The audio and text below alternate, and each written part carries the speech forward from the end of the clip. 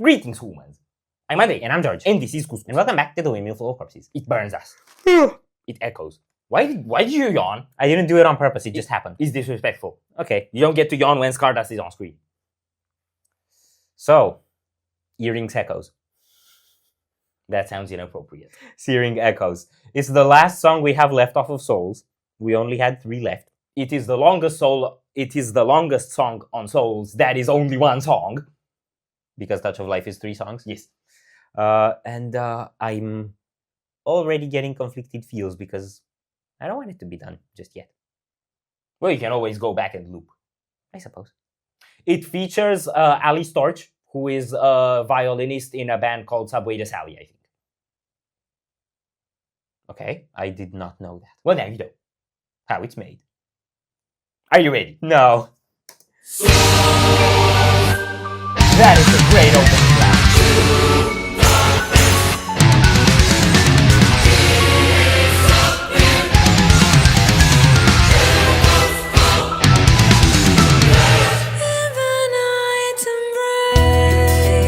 What? The face. They said never again, and yet we still cry.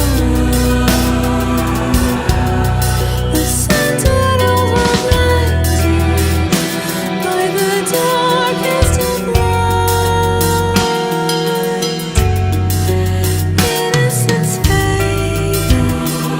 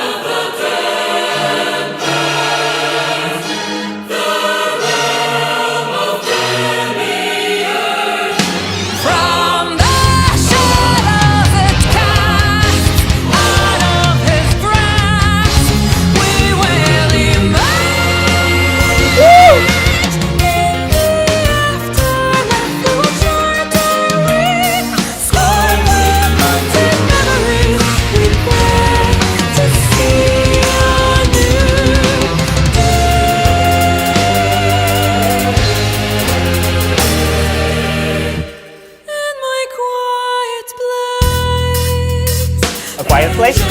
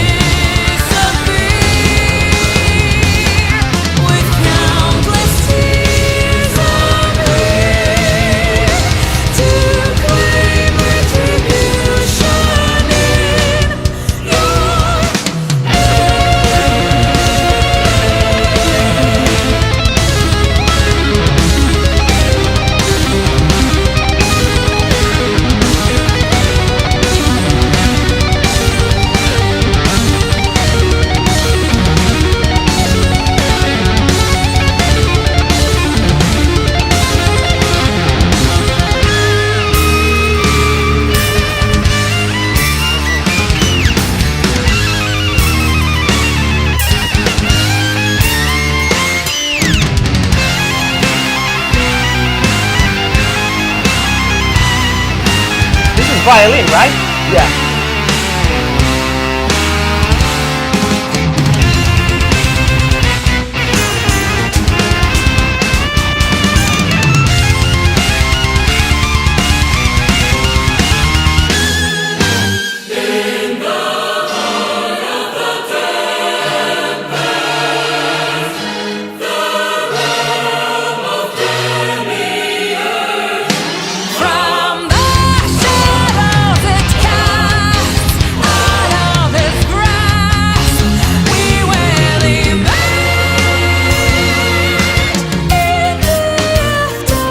Nice.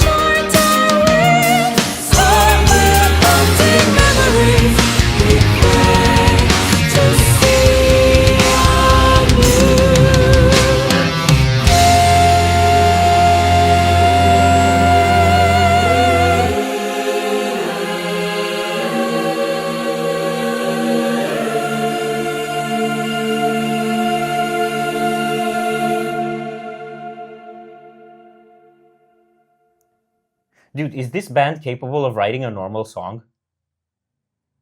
Define normal. Exactly. I mean, I'd say probably Dazzling Darkness is like the only normal song they have, but then the video is completely off the charts with what they did for that one. I mean, there's also Sands of Time, but that one's just too good to call it normal. Actually, all their songs are too good to... No, they can't write a normal song. I think this is the most labyrinthian one on the entire album. I was thinking more throughout the first part, this is like their most Haken-sounding song. Yes! I was thinking of Crystallized specifically. Because I also heard like vocal lines that seem to have that playful nature that a lot of the vocals in Crystallized by Haken have, and the nostalgic nature, which is what they also got in Long Forgotten Song. Yeah. And Crystallized by Haken is also a song that seems to be looking a lot on the past. Yeah. And there was this one riff, da da da da da da. That sounds a lot like something Haken would write. Yeah, yeah. But then the solo section, what was going on that looping shred section, and then the violin runs that followed, which I think were Ali, that actually reminded me of those guys' solo sections. Check them out. They're the best. Especially their like spiritual migration, Majestic of Gaia sort of looping shred that they had.